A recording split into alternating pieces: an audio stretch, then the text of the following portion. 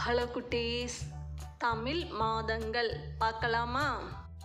தமிழ் மாதங்கள் 12: சித்திரை, வைகாசி, ஆனி, ஆடி, ஆவணி, புரட்டாசி, ஐப்பசி, கார்த்திகை, மார்கழி, தை,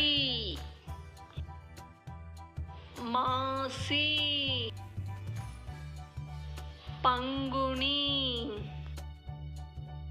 சித்திரை, வைகாசி, ஆனி, ஆடி, ஆவணி, புரட்டாசி, ஐப்பசி, கார்த்திகை,